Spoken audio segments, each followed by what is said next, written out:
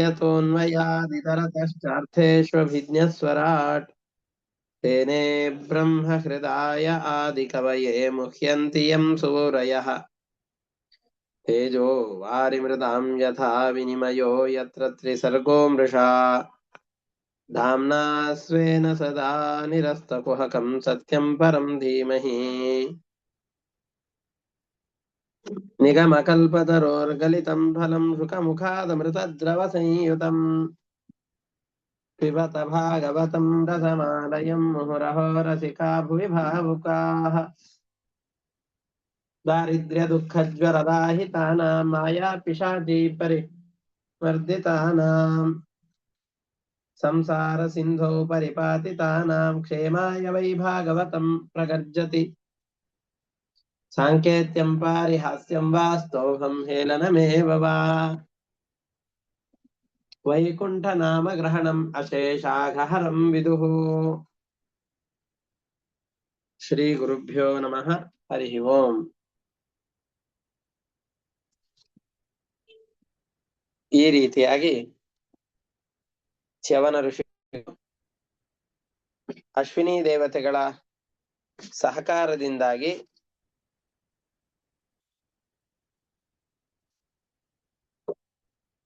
ಅವರು ಯೌವನವನ್ನು ಪಡೆದರು.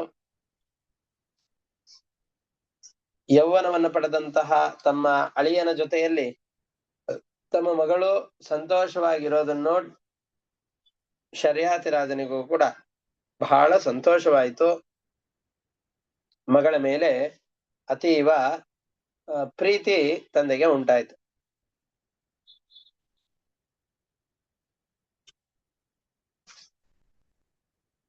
ಆ ಸಂದರ್ಭದಲ್ಲಿ ಈಗ ಬರೀ ಅದನ್ನ ಮುಗಿಸಿದ್ರು ಅಷ್ಟೇ. ಏನು ಅಂತಂದ್ರೆ ಒಂದು ಕಡೆಯ ಮಾತು ಮುಗಿಸಿದ್ರು. ಅಶ್ವಿನಿ ದೇವತೆಗಳು ಇವರಿಗೆ ಯೌವನವನ್ನು ತಂದು ಕೊಟ್ರು, ಆದ್ರೆ ಅವರಿಗೆ ಸೋಮಾಹುತಿಯನ್ನು ಕೊಡಿಸ್ಬೇಕಲ್ಲ. ಅದಕ್ಕೆ ಒಂದು ಒಳ್ಳೆ ಸಂದರ್ಭ ಅಂತಂದುಕೊಂಡು ಶರ್ಯಾತಿ ರಾಜ ಒಂದು ದೊಡ್ಡ ಯಾಗವನ್ನು ಮಾಡಬೇಕು ಅಂತಾನೆ ಅಲ್ವಾ ಚ್ಯವನ ಋಷಿಗಳ ಬಳಿಯಲ್ಲಿ ಬಂದದ್ದು. ಆಯ್ತು ಅಂತ ಆ ಶರ್ಯಾತಿ ರಾಜನಿಂದ ಸೋಮಯಾಗವನ್ನೇ ಮಾಡಿಸುವಂತಹ ಸಂದರ್ಭದಲ್ಲಿ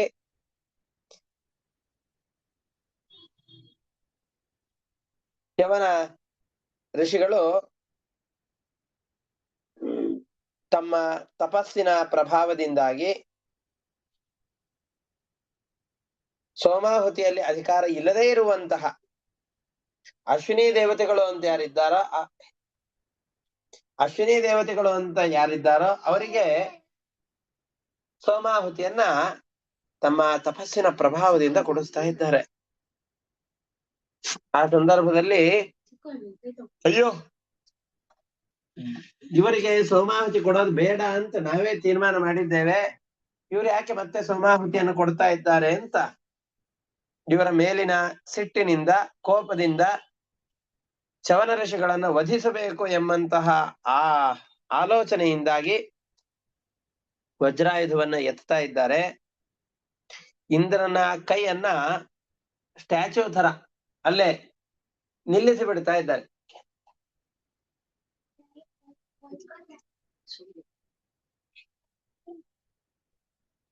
ಅದಾದ ಮೇಲೆ ಇಂದ್ರಾದಿ ದೇವತೆಗಳೆಲ್ಲರೂ ಕೂಡ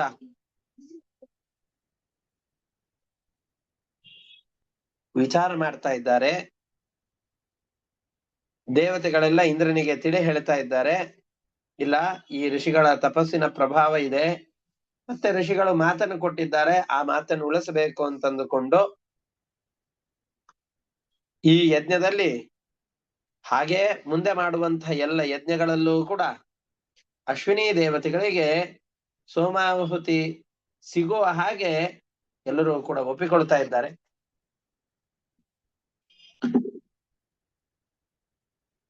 ಅದಾದ ನಂತರದಲ್ಲಿ ಅಶ್ವಿನಿ ದೇವತೆಗಳಿಗೂ ಕೂಡ ಸೋಮಾಹುತಿ ಸಿಕ್ತು.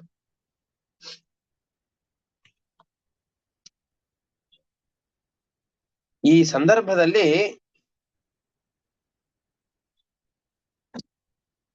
ಬಲರಾಮ ಒಂದು ವಿಷಯವನ್ನ, ಈ ಬಲರಾಮನ ಕಥೆ ಒಂದು ಚಿಕ್ಕದಾಗಿ ಬರುತ್ತೆ. ಈ ಶರ್ಯಾತಿ ರಾಜನಿಗೆ ಇದೆಲ್ಲ ಆಗಿದ್ದು ಯಾವಾಗ ಅಂತಂದ್ರೆ ನಾವೆಲ್ಲ ಗಮನಿಸ್ಬೇಕು. ಈಗ ವೈವಸ್ವತ ಮನ್ವಂತರದ ಮೊದಲನೆಯ ಚತುರ್ಯುಗದಲ್ಲಿ ಇಷ್ಟೆಲ್ಲ ಕೆಲಸಗಳಾಗಿತ್ತು. ನಾವೀಗಿರೋದು 28ನೇ ಚತುರ್ಯುಗದಲ್ಲಿ. ಶರಿಯಾತಿ ಎಂಬಂತಹ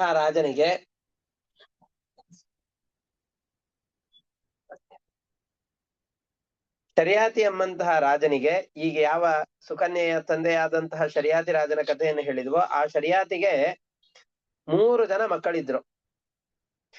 ಉತ್ತಾನ ಬರ್ಹಿ, ಆನರ್ತ ಮತ್ತು ಭೂರಿಷೇಣ ಅಂತ 3 ಜನ ಮಕ್ಕಳಿದ್ರು.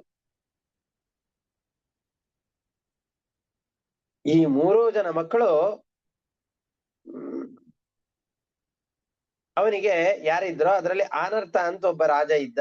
ಅವನಿಂದ ರೇವತ ಅನ್ನುವ ಹೆಸರಿನ ಮಗ ಅವನಿಗೆ ಹುಟ್ಟಿದ. ಒಂದು ಒಳ್ಳೆ ಕಥೆಯನ್ನು ಹೇಳ್ತಾ ಇದ್ದಾರೆ, ಮಜವಾಗಿದೆ ಇದು. ಅವನು ಕುಶಸ್ಥಲಿ ಅಂತ, ನಾವು ಕುಶಸ್ಥಲಿ ಅಂತ ಅನ್ನೋದನ್ನ ಈಗಿನ ದ್ವಾರಕೆ ಅಂತ ಯಾವ್ದನ್ನ ಕರಿತೇವಲ್ಲ, ಅದನ್ನೇ ಕುಶಸ್ಥಲಿ ಅಂತ ಕರೀತಾರೆ. ಸಮುದ್ರದ ಮಧ್ಯದಲ್ಲಿ ಕುಶಸ್ಥಲಿ ಅನ್ನುವಂತಹ ದೊಡ್ಡ ದೇಶವನ್ನು ನಿರ್ಮಾಣ ಮಾಡಿ ಅಲ್ಲಿ ಇದ್ದು ಅನೇಕ ದೇಶಗಳನ್ನ ಆಳಿದ. ಯಾರು? ಈ ರೇವತ ಅನ್ನುವಂತಹ ರಾಜ. ಆ ರೇವತನಿಗೆ 100 ಜನ ಮಕ್ಕಳು ಹುಟ್ಟುತ್ತಾ ಇದ್ದಾರೆ. ಗಂಡು ಮಕ್ಕಳು 100 ಜನ ಹುಟ್ಟಿದ್ರು. ಆಮೇಲೆ ಒಬ್ಬಳು ಹೆಣ್ಣು ಮಗಳು ಹುಟ್ಟಿದ್ಲು. ಅವಳಿಗೆ ರೇವತಿ ಅಂತ ಹೆಸರಿಟ್ರು. ನಮ್ಮ ಧೃತರಾಷ್ಟ್ರನಿಗೆ ಹೇಗೆ 100 ಜನ ಗಂಡು ಮಕ್ಕಳು ಒಬ್ಬಳು ಹೆಣ್ಣು ಮಗಳು ಅಂತ ಇದ್ರೋ ಅದೇ ರೀತಿಯಾಗಿ. ಆದ್ರೆ ಇವರೆಲ್ಲ ಸಾಧು ಜನರು. ಇವರೆಲ್ಲ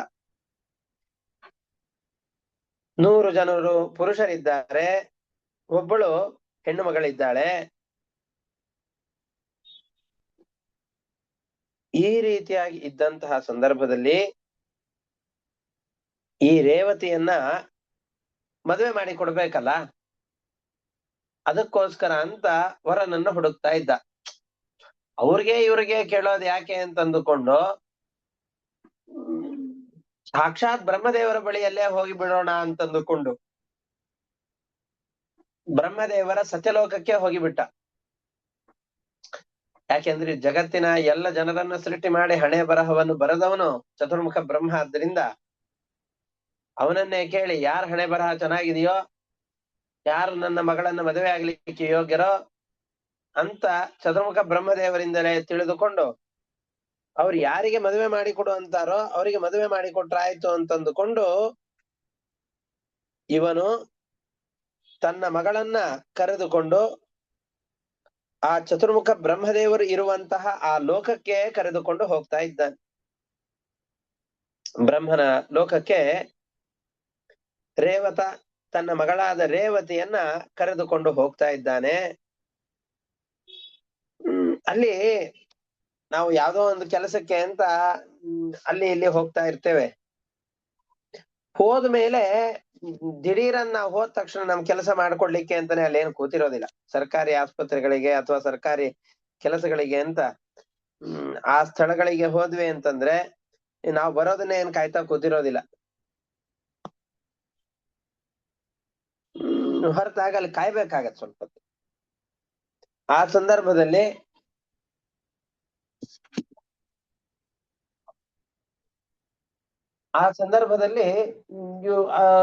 ನಾವೇನಾದ್ರೂ ಹೋಗ್ತಾ ಇದ್ವಿ ಅಂತಂದ್ರೆ ಆ ವಾತಾವರಣ ತುಂಬಾ ಚೆನ್ನಾಗಿತ್ತು ಅಂತಂದ್ರೆ ಆಫೀಸಿನ ಸುತ್ತಮುತ್ತಲು ಸ್ವಲ್ಪ ಹೊತ್ತು ಓಡಾಡ್ತೇವೆ, ಅದ್ ಮಾಡಿ ಸ್ವಲ್ಪ ಹೊತ್ತು ಮಲಗ್ತೇವೆ. ಯಾಕೆಂದ್ರೆ ಹೋದ ತಕ್ಷಣ ಕೆಲಸ ಆಗೋದಿಲ್ಲಲ್ಲ. ಅದಕ್ಕೋಸ್ಕರ ಇವರು ಕೂಡ ಸ್ವಲ್ಪ ಕಾಯ್ತಾ ಇದ್ರು. ಅಲ್ಲೇ ಒಳ್ಳೆ ಗಂಧರ್ವ ಗಾನ ಆಗ್ತಾ ಇತ್ತು. ನೀವು ಯಾವ್ದೋ ದೇವಸ್ಥಾನಕ್ಕೆ ಅದಕ್ಕೆ ಇದಕ್ಕೆ ಅಂತ ದೇವರ ದರ್ಶನಕ್ಕೆ ಹೋದಾಗ ಆ ವಿಶೇಷ ದಿವಸಗಳಲ್ಲಿ ಹೊರಗಡೆಯಲ್ಲಿ ಸಂಗೀತ ಸೇವೆ, ಆ ಸೇವೆ, ಈ ಸೇವೆಗಳು ಅಂತೆಲ್ಲ ಇರತ್ತೆ. ಆ ಸೇವೆಗಳನ್ನ ಮಾಡಬೇಕು ಅಂತ ಅನ್ನೋ ಉದ್ದೇಶದಿಂದ ಇವರು ಅಲ್ಲಿ ಗಂಧರ್ವ ಸೇವೆ ಆಗ್ತಾ ಇದೆ, ಗಂಧರ್ವ ಗಾನ ನಡೀತಾ ಇದೆ. ಗಂಧರ್ವರೆಲ್ಲ ಬಂದು ನಿಂತುಕೊಂಡು ಅಲ್ಲಿ ಹಾಡನ್ನು ಹಾಡ್ತಾ ಇದ್ದಾರೆ. ಎಷ್ಟು ಚೆನ್ನಾಗಿದೆ ಈ ಹಾಡು ಅಂತ ರೇವತ ಮತ್ತು ಅವನ ಮಗಳು ಇಬ್ರು ಕೇಳ್ತಾ ನಿಂತಿದ್ದಾರೆ. ಚೆನ್ನಾಗಿತ್ತದು. ಬ್ರಹ್ಮದೇವರ ಅಪಾಯಿಂಟ್ಮೆಂಟ್ ಹೋದ ತಕ್ಷಣ ಸಿಗ್ಲಿಲ್ಲ. ಒಂದು ಕ್ಷಣ ಅಲ್ಲಿ ಆ ಗಾನವನ್ನು ಕೇಳ್ತಾ ನಿಂತ. ಒಂದ್ ಹಾಡು ಮುಗಿದಿತ್ತಷ್ಟೆ, ಬಹಳ ಹಾಡೇನು ಕೇಳಿಲ್ಲ ಅವರು. ಬ್ರಹ್ಮದೇವರು ಆ ಗಾನವನ್ನು ಕೇಳೋದ್ರಲ್ಲಿ ಬ್ಯುಸಿ ಆಗಿದ್ರು, ಕೇಳ್ತಾ ಕೂತಿದ್ರು. ಇವರು ತಡಿ ಹಾಡು ಮುಗಿಲಿ ಅಂತ ಅಂದುಕೊಂಡು ಅಲ್ಲೇ ಕಾಯ್ತಾ ನಿಂತಿದ್ರು. ಆ ಹಾಡು ಮುಗಿದ ತಕ್ಷಣ ಬ್ರಹ್ಮದೇವರ ಭೇಟಿ ಆಗ್ಲಿಕ್ಕೆ ಅವಕಾಶ ಸಿಕ್ತು. ರೇವತ ಅನ್ನೋ ರಾಜ ಬಂದಿದ್ದಾನೆ, ಸರಿ ಕರ್ಕೊಂಡು ಬಂದಿರಿ ಅಂತಂದ್ರು. ಆ ರೇವತ ರಾಜ ತನ್ನ ಮಗಳನ್ನ ಕರೆದುಕೊಂಡು ಬಳಿಯಲ್ಲಿ ಹೋಗ್ತಾ ಇದ್ದಾನೆ. ನೋಡಪ್ಪ, ನನ್ ಮಗಳಿದ್ದಾಳೆ, ಇವಳಿಗೆ ಯೋಗ್ಯನಾದಂತಹವರ ಯಾರಾದ್ರೂ ಇದ್ದಾನ ನೋಡಿ ಅವಳ ಜೊತೆಯಲ್ಲಿ ಮದುವೆ ಮಾಡಬೇಕು ಅಂತ ನಾನು ವರನನ್ನು ಹುಡುಕ್ತಾ ಇದ್ದೇನೆ. ಇವ್ರನ್ನ ಕೇಳೋದು ಯಾಕೆ ಅಂತ ಅಂದುಕೊಂಡು ನಿನ್ನನ್ನೇ ಕೇಳಿದ್ರಾಯ್ತು ಅನ್ನುವ ಭಾವನೆಯಿಂದಾಗಿ ಇಲ್ಲಿಗೆ ಬಂದಿದ್ದೇನೆ ಅಂತ ಹೇಳ್ತಾ ಇದ್ದಾರೆ. ಹೌದಾ, ನಿಮ್ಮ ಭೂಲೋಕದಲ್ಲಿ ಯಾವ್ಯಾವ ರಾಜರಿದ್ದಾರೆ ಅವ್ರ ಹೆಸರು ಹೇಳು ಅಂತಂದ. ಅವನು ತಾನು ಭೂಲೋಕವನ್ನು ಬಿಟ್ಟು ಬರ್ಬೇಕಾದ್ರೆ ಯಾವ್ಯಾವ ದೊಡ್ಡ ದೊಡ್ಡ ಶ್ರೇಷ್ಠರಾದ ರಾಜರು ಅಂತಿದ್ರೋ ಆ ಎಲ್ಲ ರಾಜರ ಹೆಸರುಗಳನ್ನ ಹೇಳ್ತಾ ಇದ್ದಾನೆ. ಅವನ ಮಾತುಗಳೆಲ್ಲವನ್ನ ಕೇಳಿದಂತಹ ಬ್ರಹ್ಮದೇವರು ನಕ್ರಂತೆ. ಯಾಕೆ ನಗ್ತಾ ಇದ್ದಾರೆ ಅಂತ ರೇವತರಾಜನಿಗೆ ಗೊತ್ತಾಗ್ಲಿಲ್ಲ. ಬ್ರಹ್ಮದೇವರು ಹೇಳ್ತಾ ಇದ್ದಾರೆ, ನೀ ಯಾವ ರಾಜರ ಹೆಸರುಗಳನ್ನು ಹೇಳ್ತಾ ಇದ್ದೀಯಲ್ಲ ಆ ರಾಜರಲ್ಲ, ಆ ರಾಜರ ವಂಶದವರು ಯಾರು ಉಳಿದಿಲ್ಲ ಈಗ. ಯಾಕೆ ಅಂತಂದ್ರೆ ನೀನು ವೈವಸ್ವತ ಮನ್ವಂತರದ ಮೊದಲನೇ ಚತುರ್ಯುಗದಲ್ಲಿ ಇದ್ದವನ್ ನೀನು. ಈಗಾಗಲೇ 27 ಚತುರ್ಯುಗಗಳು ಕಳೆದು ಹೋಗಿ 28ನೇ ಚತುರ್ಯುಗದಲ್ಲಿ ದ್ವಾಪರ ಯುಗ ಬಂದ್ಬಿಟ್ಟಿದೆ. ದ್ವಾಪರ ಯುಗವು ಇನ್ನೇನು ಮುಗಿಯುವ ಹಂತದಲ್ಲಿದೆ. ಇನ್ನೇನು ಒಂದು ಕ್ಷಣ ಇಲ್ಲಿದ್ಬಿಟ್ಟಿ ಅಂತಂದ್ರೆ ಕಲಿಯುಗ ಪ್ರಾರಂಭವಾಗಿ ಹೋಗ್ಬಿಡತ್ತೆ. ಹಾಗಾಗಿ 27 ಚತುರ್ಯುಗದಷ್ಟು ದೀರ್ಘವಾದ ಕಾಲವನ್ನ ಇಲ್ಲಿ ಒಂದು ಹಾಡು ಕೇಳೋ ಅಷ್ಟೊತ್ತರಲ್ಲಿ ಕಳೆದು ಬಿಟ್ಟಿದ್ದಿ ಅಂತ ಇಲ್ಲಿ ಹೇಳ್ತಾ ಇದ್ದಾರೆ. ಹಾಗಾಗಿ ನೀನು ಯಾವ ವ್ಯಕ್ತಿಗಳನ್ನ ನೋಡ್ತಾ ಇದ್ದೀಯೋ ಆ ಯಾವ ವ್ಯಕ್ತಿಗಳು ಇಲ್ಲಿ ನಿಂತಿಲ್ಲ. ಒಂದೇ ನಿಮಿಷ, ಒಂದೇ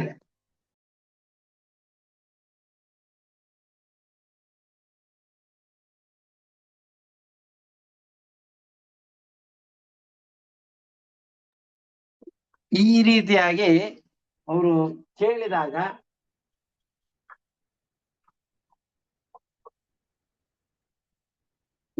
ಅದಕ್ಕೆ ಈಗ ಯಾರಾದ್ರೂ ಯೋಗ್ಯರಾದ ವರ ಇದ್ದಾರ ಅದನ್ನೇ ಹೇಳಿ ಕೊಟ್ಬಿಟ್ಟು ಮದುವೆ ಮಾಡ್ಬಿಡ್ತೇನೆ ಅಂತಂದ. ಹೌದು, ಬಲರಾಮ ಶೇಷ ದೇವರೇ ಸಾಕ್ಷಾತ್ತಾಗಿ ಬಲರಾಮನಾಗಿ ಹುಟ್ಟಿದ್ದಾರೆ, ಅವರಿಗೆ ಕೊಟ್ಟು ಮದುವೆ ಮಾಡು ಅಂತಂದ. ಆ ಸಂದರ್ಭದಲ್ಲಿ ಸರಿ ಆಯ್ತು ಅಂತಂದುಕೊಂಡು ಭೂಲೋಕಕ್ಕೆ ಬರ್ತಾ ಇದ್ದಾರೆ. ಪರಮಾತ್ಮನ ಅಂಶದಿಂದ ಆವಿಷ್ಟನಾದಂತಹ ಶೇಷದೇವರು ಭೂಲೋಕದಲ್ಲಿ ಬಲರಾಮನಾಗಿ ಹುಟ್ಟಿದ್ರು, ಕೃಷ್ಣನು ಹುಟ್ಟಿದ್ದ. ಕೃಷ್ಣ ಅವನ ತಮ್ಮನಾಗಿ ಹುಟ್ಟಿದ್ದ.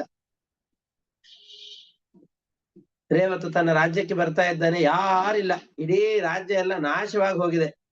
ರಾಕ್ಷಸರು, ದರೋಡೆಕೋರರು, ಆಕ್ರಮಣಕಾರರು ಇವರೆಲ್ಲರ ಭಯದಿಂದಾಗಿ ದಿಕ್ಕಾಪಾಲಾಗಿ ಬೇರೆ ಬೇರೆ ಕಡೆಗಳೆಲ್ಲ ಹೋಗಿಬಿಟ್ಟಿದ್ರು.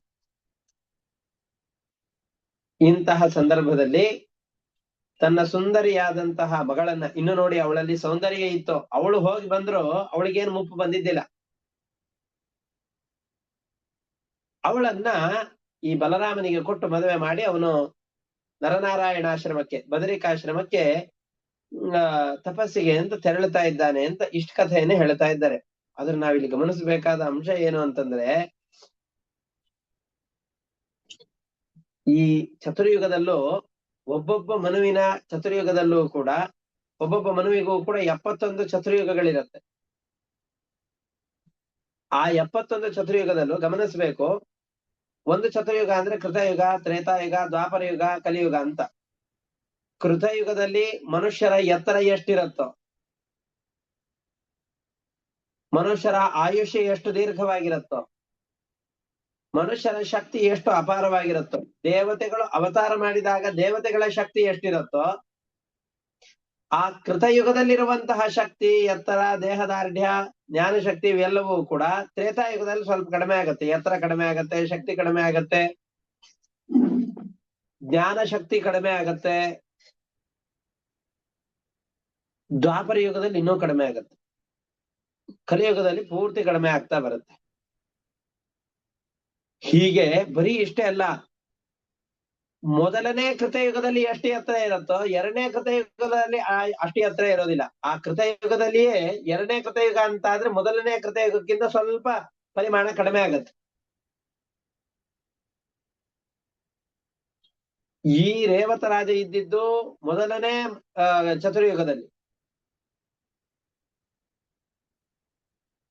ಈಗ ಬಲರಾಮ ಹುಟ್ಟಿರೋದು 28ನೇ ಚತುರ್ಯುಗದ ದ್ವಾಪರ ಯುಗದಲ್ಲಿ. ನಾವು ಚತುರ್ಯುಗ ಅಂತಂದ್ರೆ ಮತ್ತಿನ್ನೊಮ್ಮೆ ಹೇಳ್ತೇನೆ, ಕೃತಯುಗ, ತ್ರೇತಾಯುಗ, ದ್ವಾಪರ ಯುಗ, ಕಲಿಯುಗ, ಈ 4ರ ಒಂದು ಆವರ್ತ ಮುಗೀತು ಅಂತಂದ್ರೆ ಒಂದು ಚತುರ್ಯುಗ ಮುಗೀತು ಅಂತ. ಪ್ರಾಯಶಃ ಇಷ್ಟೆಲ್ಲ ಮುಗಿಲಿಕ್ಕೆ 43-44 ಲಕ್ಷ ವರ್ಷಗಳು, ಮನುಷ್ಯರ 44 ವರ್ಷಗಳು ಕಳೀತು ಅಂತಂದ್ರೆ ಸಾಮಾನ್ಯತಃ ಒಂದು ಚತುರ್ಯುಗ ಮುಕ್ತಾಯವಾಗತ್ತೆ. ಇಂತಹ 27 ಚತುರ್ಯುಗ ಮುಗಿದು ಹೋಗಿದೆ ಅಂದ್ರೆ ಕೋಟಿ ಕೋಟಿ ವರ್ಷಗಳು ಕಳೆದು ಹೋಗಿದೆ. ಇವಳು ಕೃತಯುಗದವಳು, ಅದರಲ್ಲೂ ಮೊದಲನೇ ಕೃತಯುಗದವಳು. ಬಲರಾಮ ದ್ವಾಪರ ಯುಗದವ, ಅದರಲ್ಲೂ 28ನೇ ದ್ವಾಪರ ಯುಗದಲ್ಲಿ ಹುಟ್ಟಿದವನು. ಎತ್ತರ ಎಷ್ಟು ಕಡಿಮೆ ಇರುತ್ತೆ ಬಲರಾಮನದ್ದು. ರೇವತಿಯ ಎತ್ತರ ಬಹಳ ಎತ್ತರ ಶರೀರ ಇತ್ತವಳದ್ದು, ಸುಂದರಿಯಾಗಿದ್ಲು. ಅದಕ್ಕೆ ಬಲರಾಮ ದೇವರು ಅವರ ಎತ್ತರಕ್ಕೆ ಅವಳ ಎತ್ತರವನ್ನ ಸರಿ ಮಾಡಿಸ್ಲಿಕ್ಕೋಸ್ಕರವಾಗಿ ತಮ್ಮ ನೇಗಿಲಿನಿಂದ ಅವಳನ್ನು ಹಿಡಿದು ಎಳೆದರಂತೆ. ಹಿಡಿದು ಎಳೆದಾಗ ಅವಳ ಎತ್ತರ ಇವರ ಎತ್ತರಕ್ಕೆ ಸಮಾನವಾಯಿತು ಅಂತ ಹೇಳ್ತಾರೆ. ನೋಡಿ, ನಾವೇನಾದ್ರೂ ಯಾರ್ದಾದ್ರೂ ಎತ್ತರ ಹೆಚ್ಚಿಗೆ ಇದೆ ಅಂತ ಎಳೆದು ಬಿಟ್ವಿ ಅಂತಂದ್ರೆ, ಕೋಲನ್ನು ನೇಗಿಲನ್ನ ಹಾಕಿ ಎಳೆದು ಬಿಟ್ವಿ ಅಂತಂದ್ರೆ ಕುತ್ತಿಗೆ ಮುರಿದು ಹೋಗೋ ಆಟ. ನಮಗೆಲ್ಲ ಸಾಮರ್ಥ್ಯ ಇರೋದಿಲ್ಲ.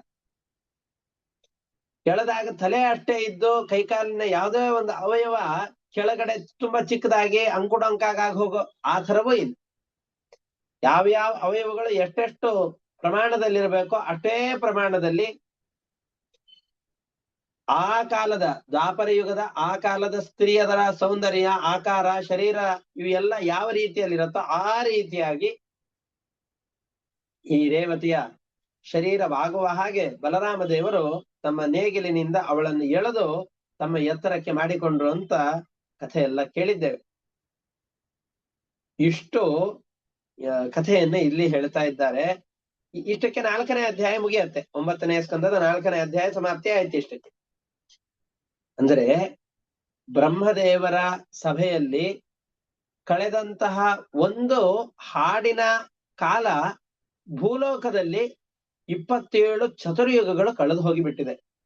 ಅಂದ್ರೆ ಬ್ರಹ್ಮದೇವರ ಒಂದೊಂದು ಕ್ಷಣವೂ ಕೂಡ, ಒಂದೊಂದು ದಿನವೂ ಕೂಡ ಇಲ್ಲಿ 1000 ಚತುರ್ಯುಗ ಅಂತಂದ್ರೆ ದೊಡ್ಡ ಆಶ್ಚರ್ಯ ಪಡುವಂತಹ ಘಟನೆ ಅಲ್ಲ ಅನ್ನೋದನ್ನ ಇದರಿಂದ ತಿಳಿಸಿಕೊಡ್ತಾ ಇದ್ದಾರೆ.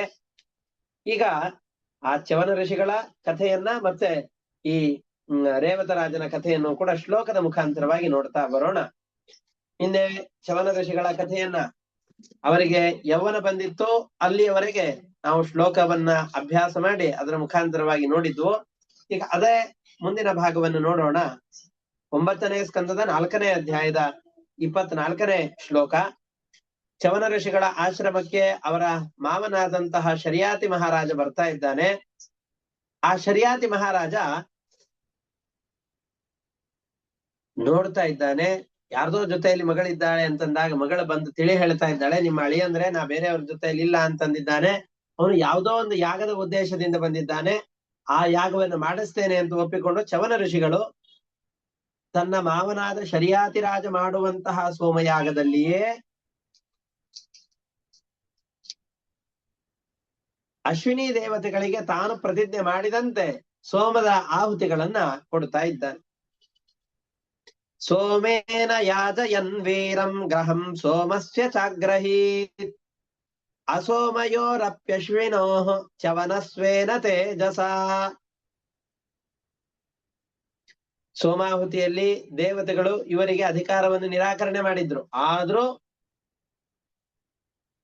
ತಮ್ಮ ತಪಸ್ಸಿನ ಪ್ರಭಾವದಿಂದಾಗಿ ಚವನ ಋಷಿಗಳು ಅವರಿಗೆ ಇದನ್ನ ಕೊಡ್ತಾ ಇದ್ದಾರೆ, ಸೋಮಾಹುತಿಯನ್ನು ಕೊಡ್ತಾ ಇದ್ದಾರೆ. ಆ ಸಂದರ್ಭದಲ್ಲಿ ದೇವೇಂದ್ರನಿಗೆ ಅದನ್ನ ನೋಡಿ ತಡೆದುಕೊಳ್ಳಿಕ್ಕಾಗಲಿಲ್ಲ. ನನ್ನ ಆದೇಶವನ್ನ ಮೀರಿ ಇವರಿಗೆ ಸೋಮಾಹುತಿಯನ್ನು ಕೊಡ್ತಾ ಇದ್ದಾನಲ್ಲ ಅಂತ ಅಂದುಕೊಂಡು ಅವರನ್ನು ಶಿಕ್ಷೆ ಮಾಡ್ಲಿಕ್ಕೋಸ್ಕರವಾಗಿ ವಜ್ರಾಯುಧವನ್ನು ಎತ್ತಾ ಇದ್ದಾನೆ. ಇಂದ್ರನ ಕೈ ಹೇಗೆ ಎತ್ತಿದ್ದಾನ ಹಾಗೆ ಸ್ಥಗಿತವಾಗಿ ಹೋಗ್ಬಿಡ್ಲಿ ಅಂತ ಅವರು ಹೇಳಿದ್ರು. ಬಾಹುಬಲಗಳೆಲ್ಲವೂ ಕೂಡ ಅಲ್ಲೇ ನಿಶ್ಚಲವಾಗಿ ಹೋಗಿದೆ, ಕೈಯಿಂದ ಯಾವ ಕೆಲಸವನ್ನು ಮಾಡ್ಲಿಕ್ಕಾಗಲಿಲ್ಲ. ಹಂತುಂ ತಮಾದದೆ ವಜ್ರಂ ಸದ್ಯೋ ಮನ್ಯುರಮರ್ಷಿತಃ ಸವಜ್ರಂ ಸ್ತಂಭಯಾಮಾಸ ಭುಜಮಿಂದ್ರಸ್ಯ ಭಾರ್ಗವಃ. ವಜ್ರ ಸಹಿತವಾದ ಅವನ ಕೈಯನ್ನೇ ಸ್ತಂಭಿಸಿ ಬಿಡುವ ಹಾಗೆ ಮಾಡಿದ. ನೋಡಿ ವಜ್ರಾಯುಧದ ಶಕ್ತಿ ಎಷ್ಟಿದೆ. ದಧೀಚಿ ಮುನಿಗಳ ಕಥೆಯನ್ನ ನಾವು ಗಮನಿಸಿದ್ದೇವೆ.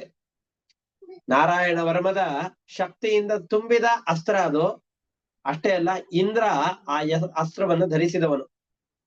ಹಾಗಿದ್ದಾಗಿಯೂ ಆ ಅಸ್ತ್ರ ಅಲ್ಲಿಯೇ ಸ್ಥಗಿತವಾಗಿ ಹೋಗಬೇಕು ಅಂತಂದ್ರೆ, ಅವನ ಬಾಹು ಅಲ್ಲೇ ಸ್ಥಗಿತವಾಗಿ ಹೋಗಬೇಕು ಅಂತಂದ್ರೆ ಚವನ ಋಷಿಗಳ ತಪಸ್ಸು ಎಷ್ಟು ಅಮೋಘವಾದದ್ದು ಅಂತ ನಾವು ಯೋಚನೆ ಮಾಡಬೇಕು.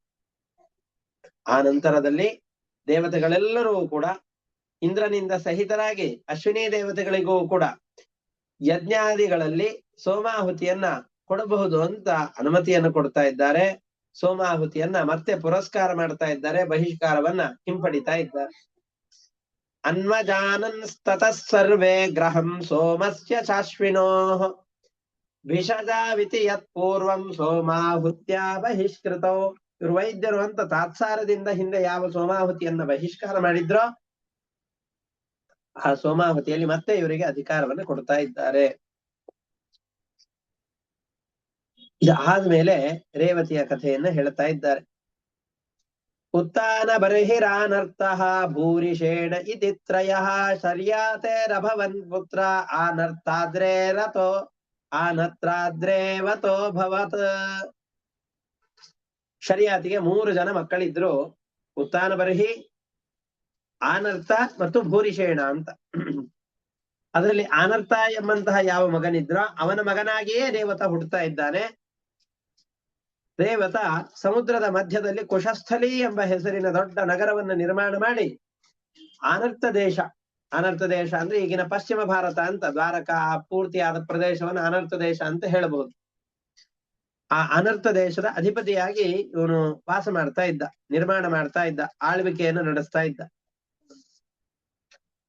ಸೋಂತ ಸಮುದ್ರೇ ನಗರೀಂ ವಿನಿರ್ಮಾಯ ಕುಶಸ್ಥಲೀಂ ಆಸ್ಥಿತೋ ಭುಂಕ್ತ ವಿಷಯಾನ್ ಅನರ್ಥಾದೀನರಿಂದಮ. ಅನರ್ಥವೇ ಮೊದಲಾದ ಎಲ್ಲ ದೇಶಗಳನ್ನ ಆಳ್ತಾ ಇದ್ದ. ಇವನಿಗೆ 100 ಜನ ಗಂಡು ಮಕ್ಕಳು.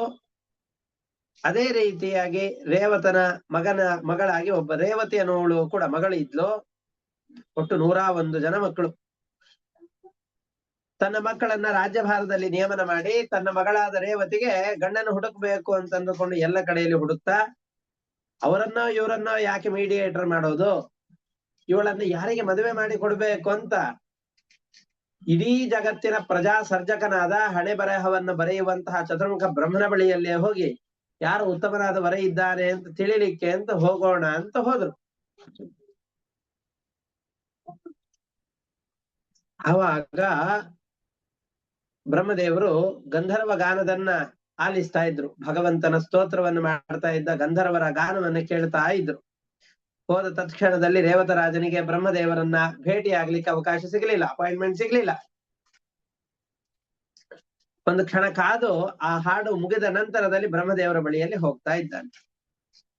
ಪುತ್ರ್ಯ ವರಂ ಪರಿಪ್ರಷ್ಟುಂ ಬ್ರಹ್ಮಲೋಕಂ ಅಪಾವೃತಂ ಆವರ್ತಮಾನೇ ಗಾಂಧರ್ವೇ ಸ್ಥಿತೋ ಲಬ್ಧ ಕ್ಷಣಂ.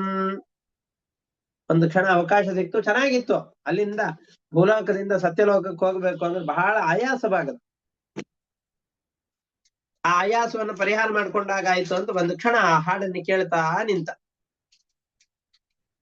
ಕಾನ ಮುಗಿದ ತಕ್ಷಣ ಬ್ರಹ್ಮದೇವರಿಗೆ ನಮಸ್ಕಾರ ಮಾಡಿ, ಏನೂ ವಿಳಂಬ ಇಲ್ಲ, ನನ್ನ ಮಗಳಿಗೆ ಗಂಡನ್ನು ಹುಡುಕ್ತಾ ಇದ್ದೇನೆ, ಯಾರಾದ್ರೂ ಒಬ್ಬ ಉತ್ತಮನಾದ ವರ ಇದ್ರೆ ತಿಳಿಸು ಅಂತ ಬ್ರಹ್ಮದೇವರಿಗೆ ಹೇಳಿದ್ರು.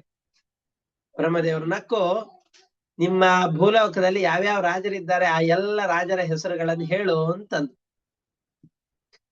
ತದಂತೆ ಆದ್ಯಮಾನಮ್ಯ ಸ್ವಾಭಿಪ್ರಾಯಂ ನ್ಯವೇದಯತ್. ಆದ್ಯಂ ಎಲ್ಲ ಪ್ರಜೆಗಳಿಗೆ ಮೂಲ ಕಾರಣನಾದ, ಪ್ರಥಮ ಸೃಷ್ಟನಾದ ಪರಮಾತ್ಮನಿಂದ ಮೊದಲಿಗೆ ಸೃಷ್ಟನಾದವನು ಚತುರ್ಮುಖ ಬ್ರಹ್ಮದೇವರು. ಅದರಿಂದ ಅವನಿಗೆ ಆದ್ಯ ಅಂತ ಕರೀತಾರೆ.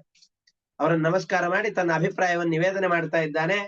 ತಚ್ಛ್ರತ್ವ ಭಗವಾನ್ ಬ್ರಹ್ಮ ಪ್ರಹಸ್ಯ ತಮುವಾಚಃ.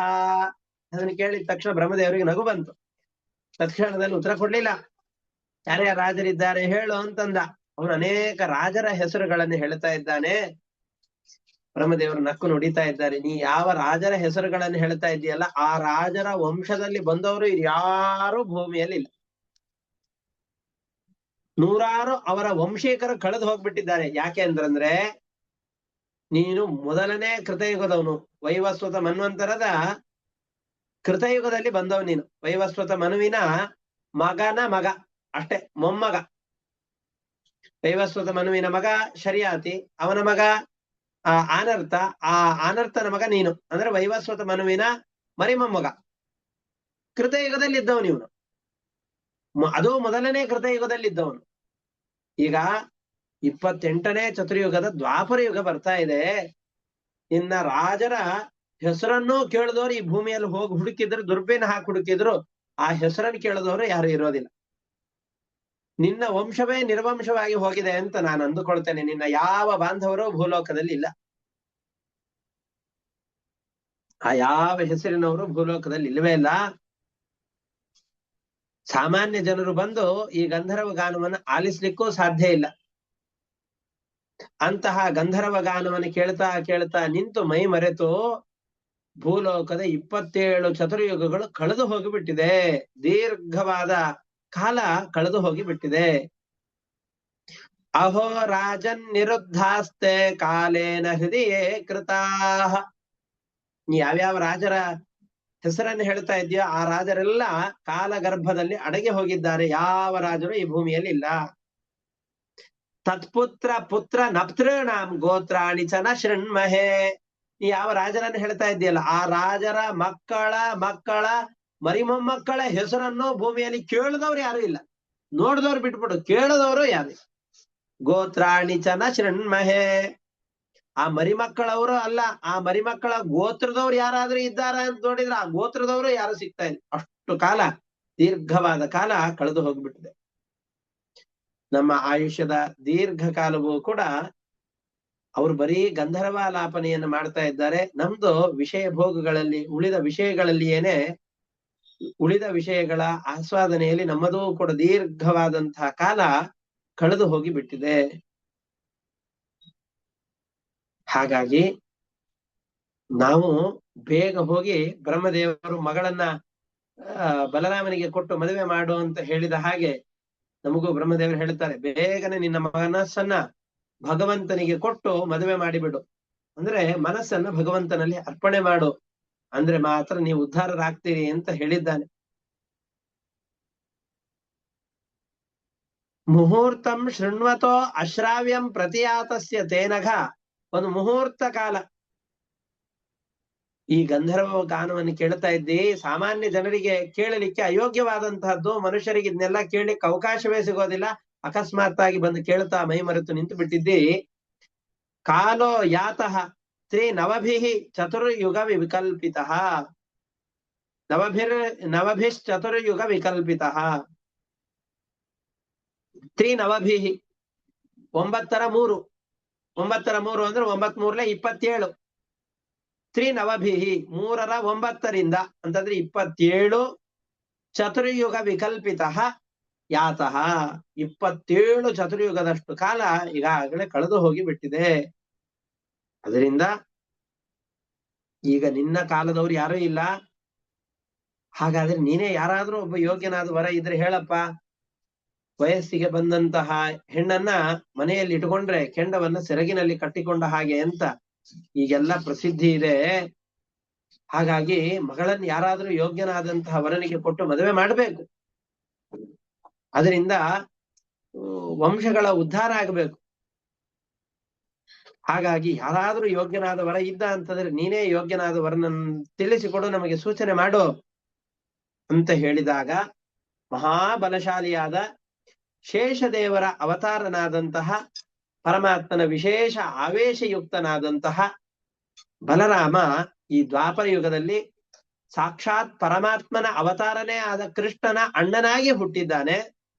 ಅವನಿಗೆ ನಿನ್ನ ಮಗಳಾದ ರೇವತಿಯನ್ನ ಮದುವೆ ಮಾಡಿ ಕೊಡು ಅಂತ ಹೇಳ. ತಪ್ಪ ಹಾಗಾದ್ರೆ ಹೈಟು ಗೀಟು ವೇಟು ಆಮೇಲೆ ಎತ್ತರ ಇದು ದಪ್ಪ ಇದೆಲ್ಲ ವ್ಯತ್ಯಾಸ ಆಗತ್ತಲ್ಲ ಅಂದ್ರೆ ನೀ ಅವರ ಹತ್ರ ಹೋಗು, ಅವನೆಲ್ಲ ಸರಿ ಮಾಡ್ಕೊಳ್ತಾನೆ ಅಂತ ಹೇಳಿದ. ಆಯ್ತು ಅಂತ ಇವನು ಭೂಲೋಕಕ್ಕೆ ಬರ್ತಾ ಇದ್ದಾನೆ. ತದ್ಗಚ್ಚ ದೇವಾಂಶೋ ಬಲದೇವೋ ಮಹಾಬಲಃ ಕನ್ಯಾ ರತ್ನಮಿದಂ ರಾಜನ್ ನರರತ್ನಾಯ ದೇಹಿ ಭೋ. ನರಶ್ರೇಷ್ಠನಾದಂತಹ ಬಲರಾಮನಿಗೆ ಕೊಟ್ಟು ನಿನ್ನ ಮಗಳನ್ನ ಮದುವೆ ಮಾಡು ಅಂತ ಚತುರ್ಮುಖ ಬ್ರಹ್ಮದೇವರು ಹೇಳ್ತಾ ಇದ್ದಾರೆ. ಭಗವಂತ ಸಾಕ್ಷಾತ್ತಾಗಿ ಶೇಷದೇವರಲ್ಲಿ ಆವಿಷ್ಟನಾಗಿ ಭೂಭಾರ ಹರಣವನ್ನು ಮಾಡಬೇಕು ಅಂತ ಅವತಾರ ಮಾಡಿದ್ದಾನೆ. ಅಷ್ಟೇ ಅಲ್ಲ, ಇವನ ತಮ್ಮನಾಗಿ ಸಾಕ್ಷಾತ್ತಾಗಿ ತಾನೂ ಅವತಾರ ಮಾಡಿದ್ದಾನೆ. ಭುವೋ ಭಾರಾವತಾರಾಯ ಭಗವಾನ್ ಭೂತಭಾವನಃ ಅವತೀರ್ಣೋ ನಿಜಾಂಶೇನ ಪುಣ್ಯಶ್ರವಣ ಕೀರ್ತನಃ. ತನ್ನ ಒಂದು ಅಂಶದಿಂದ ಸಹಿತನಾಗಿ ಆವಿಷ್ಟನಾಗಿ ಬಲರಾಮನಲ್ಲಿ ಸೇರಿಕೊಂಡಿದ್ದಾನೆ.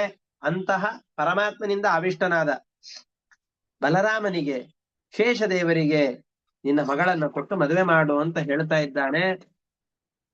ನೋಡ್ತಾ ಇದ್ದಾನೆ.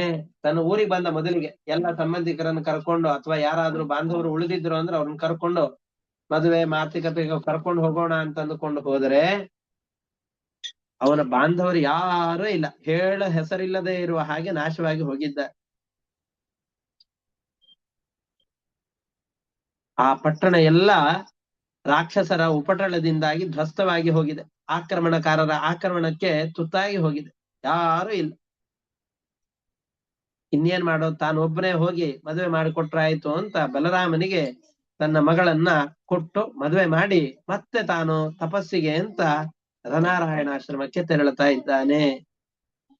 ಇತ್ಯಾದಿಷ್ಟೋಭಿವಂದ್ಯಾಜಂ ನೃಪಃ ಸ್ವಪುರಮಾಗತಃ. ಬ್ರಹ್ಮದೇವರನ್ನು ನಮಸ್ಕಾರ ಮಾಡಿಕೊಂಡು ತನ್ನ ಊರಿಗೆ ಬಂದ. ತ್ಯಕ್ತಂ ಪುಣ್ಯ ಜನತ್ರಾಸಾತ್ ಭಾತೃಭಿರ್ದಿಕ್ಷ್ವಸ್ಥಿತೈ. ಅವನ ಈ ಆನರ್ತ ಅನ್ನೋ ಈ ರಾಜ ಇದ್ದ. ಆನರ್ತನ ತಮ್ಮಂದಿರು ಇವನು ರೇವತ ಮುಂತಾದವರು, ಇವನ ಮಕ್ಕಳು, ಇವನ ಸೋದರರು ಯಾರೂ ಇಲ್ಲ. ರಾಕ್ಷಸರ ಭಯದಿಂದಾಗಿ ದೇಶವನ್ನೆಲ್ಲ ಬಿಟ್ಟು ಬೇರೆ ಬೇರೆ ದಿಕ್ಕುಗಳಲ್ಲಿ ಹೋಗಿಬಿಟ್ಟು. ಸುತಾಂ ದತ್ವಾನ ವದ್ಯಾಂಗೀಂ ಬಲಾಯ ಬಲಶಾಲಿನೇ. ಅಲ್ಲ, ಇವಳು ಮಗಳನ್ನ ಅಲ್ಲಿ ಕರ್ಕೊಂಡು ಹೋಗಿದ್ದಾನೆ ಅಂತ. ಅವಳು ಕೂಡ ಚವನ ಮಹರ್ಷಿಗಳು ಮದುವೆ ಆಗ್ಬೇಕಾದ್ರೆ ತುಂಬಾ ಜರ್ಜರಿತರಾಗಿದ್ರಲ್ಲ, ಆ ತರದ ಶರೀರ ಏನಾದ್ರೂ ಇತ್ತ ಬ್ರಹ್ಮಲೋಕಕ್ಕೆ ಹೋಗಿ ಬಂದಾಗ? ಹಾಗೇನಿಲ್ಲ, ಒಳ್ಳೆ ಯೌವನದ ಶರೀರವೇ ಇತ್ತು. ಅಂತಹ ತನ್ನ ಮಗಳನ್ನ ಬಲರಾಮನಿಗೆ ಕೊಟ್ಟು ವಿವಾಹ ಮಾಡ್ತಾ ಇದ್ದಾನೆ. ಬಲಾಯ ಬಲಶಾಲಿನೇ. ಆಯ್ತು, ಆಮೇಲೆ ಬದರಿ ಎಂಬಂತಹ ಕ್ಷೇತ್ರಕ್ಕೆ ತೆರಳಿ ಅಲ್ಲಿ ತಾನು ಸಾಧನೆಯನ್ನು ಮಾಡ್ತಾ ಇದ್ದಾನೆ. ಪದರಿಯಾಖ್ಯಂ ಯಯೌ ರಾಜ ತಪ್ತುಂ ನಾರಾಯಣಾಶ್ರಮಂ ಅಂತ ಇಷ್ಟಕ್ಕೆ ಭಾಗವತದ 9ನೇ ಸ್ಕಂದದ 4ನೇ ಅಧ್ಯಾಯ ಮುಕ್ತಾಯವಾಗ್ತಾ ಇದೆ. ಮುಂದೆ ವೈವಸ್ವತ ಮನುವಿನ 9ನೇ ಮಗ ನಾಭಾಗ ಅಂತ. ಒಳ್ಳೆ ಅದ್ಭುತವಾದ ಕಥೆ. ನಾಭಾಗ ಭಾಗ ಇಲ್ಲದೆ ಇರುವವನು ಅಂತ. ಅವನ 9 ಜನ ಅಣ್ಣ ತಮ್ಮಂದಿರು ಯಾರಿದ್ರು ಅವರೆಲ್ಲ ತನ್ನ ತಂದೆಯ ಆಸ್ತಿಯನ್ನು ಪಾಲ್ ಮಾಡ್ಕೊಂಡ್ಬಿಟ್ಟಿದ್ದಾರೆ. ನಾಭಾಗನಿಗೆ ಭಾಗವೇ ಇಲ್ಲ. ಅದರಿಂದಾಗಿ ಅವನ ಹೆಸರು ಸಾರ್ಥಕವಾಯ್ತು. ಆಮೇಲೆ ದೊಡ್ಡದಾದ ಸಂಪತ್ತನ್ನ ತಂದೆಯ ಅನುಗ್ರಹದಿಂದ ಪಡೀತಾನೆ. ಆ ಕಥೆ ಮುಂದೆ ಬರುತ್ತೆ. ಅದನ್ನ ಮತ್ತೆ ನಾಳೆಯ ಪಾಠದಲ್ಲಿ ನೋಡೋಣ. ಇವತ್ತು ಅನೇಕ ಮಠದವರಿಗೆ ವೈಕುಂಠ ಏಕಾದಶಿ. ನಾಳೆ ಉಡುಪಿಯ ಪ್ರಾಂತ್ಯದ ಅನೇಕ ಮಠಗಳಿಗೆ ನಾಳೆ ಏಕಾದಶಿ ಇದೆ. ಏನೇ ಆಗ್ಲಿ, ಇವತ್ತು ನಾಳೆ ಹರಿದಿನಗಳು. ಈ ಹರಿದಿನದಂದು ಹರಿಕಥೆಯನ್ನು ಕೇಳುವಂತಹ ಸೌಭಾಗ್ಯವನ್ನ ಪರಮಾತ್ಮ ಕೊಟ್ಟಿದ್ದಾನೆ. ಈ ಕಥೆಯನ್ನ ಕೇಳಿದ್ರಿಂದ ಯಾವ ಪುಣ್ಯದ ಪ್ರಾಪ್ತಿ ನಮಗಾಗಿದೆಯೋ ಆ ಎಲ್ಲ ಪುಣ್ಯವನ್ನ ಪರಮಾತ್ಮನಿಗೆ ಸಮರ್ಪಣೆ ಮಾಡಿ ಈ ಪಾಠವನ್ನ ಮುಕ್ತಾಯ ಮಾಡೋಣ. ಹರಯೇ ನಮಃ. ಶ್ರೀಕೃಷ್ಣಾರ್ಪಣಮಸ್ತು. ಅನೇನ ಭಾವಿ ಯತ್ ಪುಣ್ಯಂ ತೇನ ಪ್ರೀಣಾತು ಕೇಶವಃ. ಶ್ರೀಕೃಷ್ಣಾರ್ಪಣಮಸ್ತು. ಎಲ್ಲರಿಗೂ ನಮಸ್ಕಾರ. ಹರಯೇ ನಮಃ. ಗುರುಗಳೇ ನಮಸ್ಕಾರ ಗುರುಗಳೇ. ನಮಸ್ಕಾರ ಗುರುಗಳೇ. Very good. ನಮಸ್ಕಾರ ಗುರುಗಳೇ. ನಮಸ್ಕಾರ.